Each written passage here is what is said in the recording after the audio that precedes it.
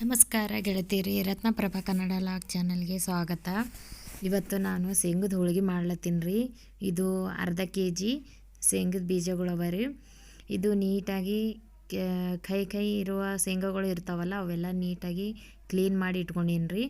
ಅದಕ್ಕೆ ಒಂದು ಬಟ್ಲು ಎಳ್ಳು ಕೂಡ ತೊಗೊಂಡೀನಿ, ಅವು ಕೂಡ ಕ್ಲೀನ್ ಮಾಡಿ ಇಟ್ಕೊಂಡೀನಿ. ಮತ್ತು 1/4 ಕೆ.ಜಿ ಅಂದರೆ 250 ಗ್ರಾಮ್ ಬೆಲ್ಲ ತೊಗೊಂಡೀನಿ ರೀ. ಈಗ ನಾನು ಶೇಂಗಾಗಳನ್ನು ಚೆನ್ನಾಗಿ ಹುರ್ಕೋತೀನಿ ರೀ. ಮೊದಲಿಗೆ ಕಡಾಯಿ ಇಡ್ತೀನಿ. ಈ ಕಡಾಯಿ ಗರಮ್ ಆಗ್ಯದ್ರಿ. ಈಗ ನಾನು ಶೇಂಗಾಗಳು ಹುರ್ಕೋತಾ ಇದ್ದೀನಿ. ಇದು ಚೆನ್ನಾಗಿ ಹುರ್ಕೋಬೇಕ್ರಿ. ಕಲರ್ ಕೂಡ ಹಸಿ ಇರಬಾರ್ದು, ಚೆನ್ನಾಗಿ ಹುರ್ಕೋಬೇಕಿದು ಪೂರ್ತಿಯಾಗಿ. ಆ ಥರ ಕೈ ಆಡಿಸ್ತಾನೆ ಇರಬೇಕು, ಇಲ್ಲಾಂದರೆ ಹೊತ್ತು ಹೋಗ್ತಾವ, ಇಲ್ಲ ಸೀದ್ ಹೋಗ್ತಾವ್ರಿ. ಇದು ಚೆನ್ನಾಗಿ ಹುರಿದ್ಕೊಂಡೀನಿ ರೀ. ಈಗ ತೆಗಿತೀನಿ ರೀ. ಇದು ಪೂರ್ತಿಯಾಗಿ ಹೊತ್ತರ ಚೆನ್ನಾಗಾಗಲ್ಲ, ಅದಕ್ಕಾಗಿ ತೆಗೆದು ಈಗ ಎಳ್ಳು ಹುರ್ಕೋತೀನಿ.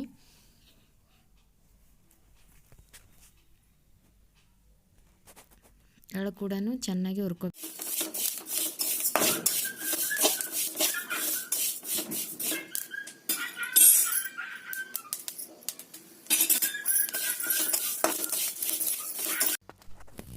ಇದರ ಆವಾಜ್ ಕೂಡ ಬರ್ತಾ ಇದೆ ನೋಡ್ರಿ. ಇದು ಆವಾಜ್ ಕಡಿಮೆ ಆದ್ರೆ ಚೆನ್ನಾಗಿ ಹುರಿದದ ಅಂತ ಕೇಸಂದ ಗೊತ್ತಾಗ್ತದೆ. ಆಮ್ಯಾಗ ತೆಗೆದ ಕೇಸಂದ ಈಗ ನಾನು ಬೆಲ್ಲ ಹಾಕ್ತೀನಿ ರೀ. ಕೆಲವೊಬ್ಬರು ಬೆಲ್ಲ ಶೇಂಗಾ ಕುಟ್ಟುವಾಗನೇ ಬೆಲ್ಲ ಹಾಕ್ಯಸಂದ ಕುಟ್ತಾರೆ. ಇದು ಶೇಂಗದ ಹೋಳಿಗೆ ಮಾಡೋ ಸಲುವಾಗಿ ನಾನು ಈ ಥರ ಮಾಡ್ತೀನಿ ರೀ. ಬೆಲ್ಲ ಕರಗಿಸ್ಕೇಸಿಂದ ಚೆನ್ನಾಗಿ ಕರಗಿಸ್ಬೇಕ್ರಿ. ಅದೇನು ಪಾಕ ಥರ ಆಗಬಾರ್ದು. ಪೂರ್ತಿ ಅದು ಬೆಲ್ಲ ಏನಿರ್ತದ ಸುಮ್ಮನೆ ಕರಗಿ ಬಿಡ್ಬೇಕ್ರಿ. ಕರಗಿದ್ರೆ ಸಾಕು. ಚೆನ್ನಾಗಿ ಕೈ ಆಡಿಸ್ತಾ ಇದು ಜಲ್ಲಿನೇ ಕರಗ್ತದ್ರಿ. ಇದು ಬೆಲ್ಲ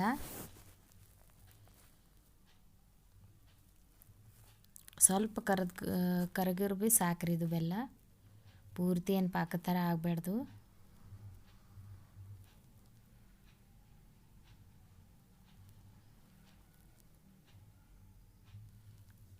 ಈಗಿದು ಚೆನ್ನಾಗಿ ಕರಗ್ಯದ ನೋಡ್ರಿ. ಇದು ಬೆಲ್ಲ ಪೂರ್ತಿಯಾಗಿ. ಇದಕ್ಕೆ ಈಗ ನಾನು ಶೇಂಗಾವನ್ನು ಹಾಕ್ತಾ ಇದ್ದೀನಿ.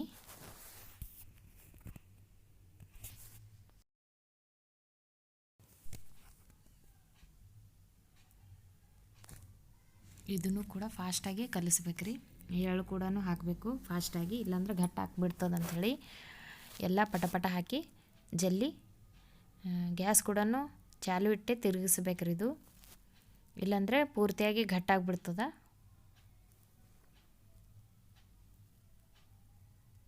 ಈಗ ನಾನು ಪೂರ್ತಿಯಾಗಿ ಅದಕ್ಕೆ ಕಲ್ಕೊಂಡು ನೋಡ್ರಿ. ಪೂರ್ತಿ ಬೆಲ್ಲದ ಪಾಕ, ಶೇಂಗಾ, ಎಳ್ಳು ಚೆನ್ನಾಗಿ ನೀಟಾಗಿ ಕಲ್ತದ್ರಿ. ಈಗ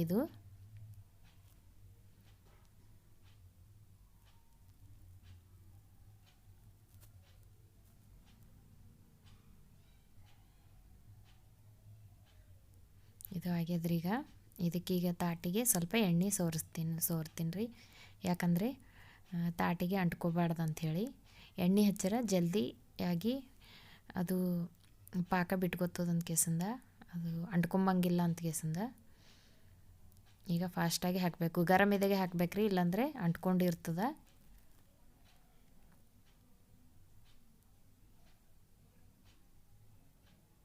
ಸ್ವಲ್ಪ ಕೇರ್ಫುಲ್ಲಾಗಿ ಮಾಡ್ಬೇಕ್ರಿ, ಭಾಳ ಗರಮ್ ಇರ್ತದ.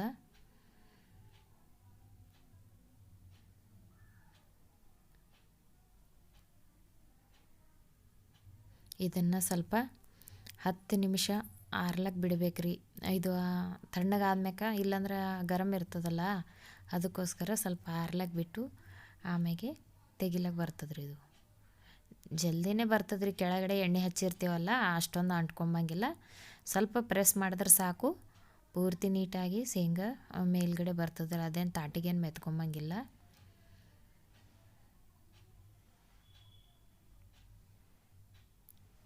ಈಗ ಇದು ಮಿಕ್ಸಿದಲ್ಲಿ ಹಾಕೋತೀನಿ ರೀ. ಇದು ಪೂರ ಪೇಸ್ಟ್ ಅಪ್ಲೈ ಆಗ್ಬೇಕ್ರಿ. ಇದು ಪೂರ್ತಿಯಾಗಿ ಏನು ಬರಿಕ್ ಆಗ್ಬೇಡ್ದ್ರಿ. ಸ್ವಲ್ಪ ರವೆ ಇರ್ತದಲ್ಲ ದಪ್ಪ ರವೆ ಅದ್ರ ಥರ ಆಗಿರಬೇಕು. ಈಗ ನಮ್ಮ ಮಿಕ್ಸಿ ಜಾರಿನಲ್ಲಿ ಹಾಕ್ಲತ್ತೀನಿ ನೋಡ್ರಿ.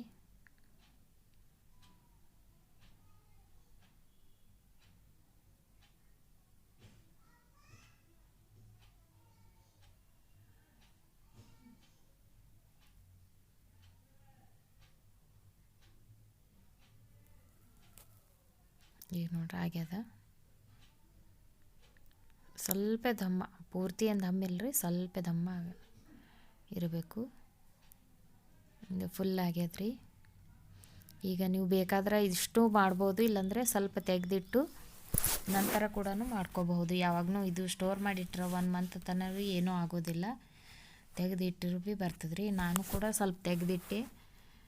ಇದನ್ನು ಚೆನ್ನಾಗಿ, ಇದಕ್ಕೆ ನೀರು ಕೂಡ ಜಾಸ್ತಿ ಹಾಕಬಾರ್ದ್ರಿ, ಸ್ವಲ್ಪ ಚಿಂಪಡಿಸಿದ್ರೂ ಸಾಕು. ಈಗ ನಾನು ನಿಮ್ಗೆ ತೋರಿಸ್ತೀನಿ ನೋಡ್ರಿ ನಾ ಯಾವ ಥರ ಕಲಿಸ್ಬೇಕು ಅನ್ನೋದು. ಸ್ವಲ್ಪ ಇಷ್ಟೇ ಸಾಕ್ರಿ. ಈಗ ಇದಿಷ್ಟರದಾಗೆ ಪೂರ್ತಿ ಕಲ್ಕೋತದ್ರಿ. ಇದು ನೀರು ಹಾಕೋದು ಅವಶ್ಯಕತೆ ಇಲ್ಲ. ಅದ್ರ ಬೆಲ್ಲದ ಪಾಕದ ರಸ ಅದು ಕೂಡ ನೀರು ಬಿಡ್ತದ್ರಿ. ಅದಕ್ಕೋಸ್ಕರ ಚೆನ್ನಾಗಿ ಕಲಿಸ್ಬೇಕಾಗ್ತದ್ರಿ. ಇದು ಬಳೋತ್ ಕಲಿಸ್ದಾಗ ಅದರ ಎಣ್ಣೆ ಕೂಡ ಬಿಡ್ಕೋತದ್ರಿ. ಅದು ಬಳೋದು ಚೆನ್ನಾಗಿ ಕಲಿಸ್ಕೋಬೇಕಾಗ್ತದ್ರಿ. ಸ್ವಲ್ಪ ಸಮಯ ಹಿಡಿತದ್ರಿ ಇದು ಕಲಸತನ. ಒಟ್ಟೆ ನೀರು ಹಾಕಬಾರ್ದ್ರಿ, ಸ್ವಲ್ಪ ಎಷ್ಟು ಚಿಂಪಡಿಸ್ತೇವೋ ಅಷ್ಟೇ ಸಾಕು.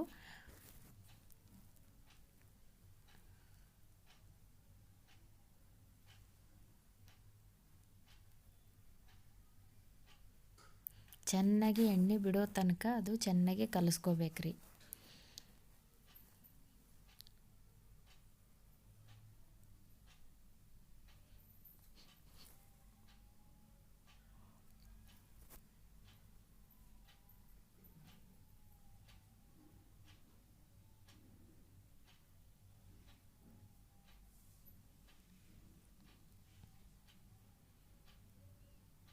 ಈಗ ನೋಡ್ರಿ ಎಣ್ಣೆ ಕೂಡ ಬಿಟ್ಕೋತಾ ಇದೆ.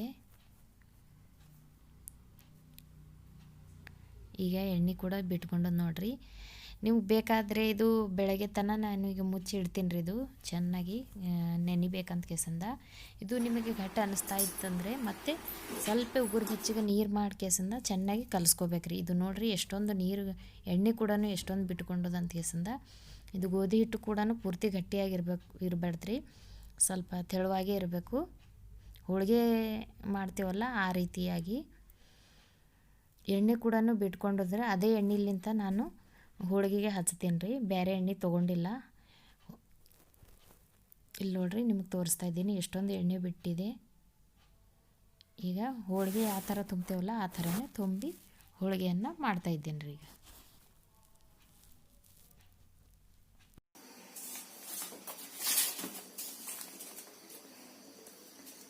ಶೇಂಗದ ಹೋಳಿಗೆ ನಾ ಯಾವ ಥರ ಮಾಡೀನಂತ ಕೇಸಂದ ನಿಮಗೆ ಈ ವಿಡಿಯೋದಾಗ ತೋರಿಸೀನಿ ರೀ. ನನಗೂ ಕೂಡ ಅಷ್ಟೊಂದು ಚೆನ್ನಾಗಿ ಬರಂಗಿಲ್ಲ, ಆದ್ರೂ ಟ್ರೈ ಮಾಡಿ ನೋಡೀನಿ. ಪೂರ್ತಿ ಚೆನ್ನಾಗೇ ಬಂದದ್ರಿ. ನೀವು ನೋಡ್ತಾ ಇರ್ಬೋದು ಶೇಂಗದ ಹೋಳಿಗೆ. ನೀವು ಕೂಡ ಈ ಥರ ಟ್ರೈ ಮಾಡಿ ನೋಡ್ರಿ, ತುಂಬಾ ಚೆನ್ನಾಗಿ ಬರ್ತದ. ನಿಮಗೆ ಈ ವಿಡಿಯೋ ಇಷ್ಟ ಆದಲ್ಲಿ ಲೈಕ್ ಮಾಡಿರಿ, ಶೇರ್ ಮಾಡಿರಿ, ಸಬ್ಸ್ಕ್ರೈಬ್ ಮಾಡಿರಿ ನನ್ನ ಚಾನಲ್ಗೆ. ಮತ್ತೆ ನೆಕ್ಸ್ಟ್ ವಿಡಿಯೋದಾಗ ಭೇಟಿ ಆಗ್ತೀನಿ. ಅಲ್ಲಿವರೆಗೂ ನಮಸ್ಕಾರ.